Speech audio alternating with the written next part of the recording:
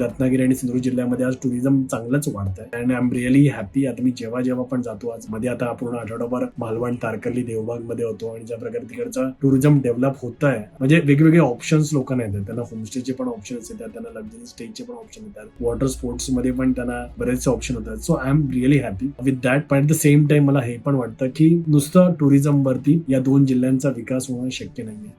Okay, so सगळ्यात मोठं cash crop आहे तर ते मँगो, आणि मँगोवरती पण म्हणजे स्पेशली हापूस आंबा, तर त्याच्यावरती पण प्रचंड काम करण्याची गरज आहे. आणि त्याच्याशिवाय अजून सुद्धा बऱ्याच गोष्टी आहेत. ओके, सो पोर्ट डेव्हलपमेंट म्हणा. ओके, सो पोर्ट डेव्हलपमेंट झाली तर जी बंदरं आहेत आपली, कोणी इकडून बोट सुटायची मुंबईवरून, ती देवगडला थांबायची, मालवणला थांबायची, ते दिवस मला अजून पण आठवतात लहानपणीचे एकदम.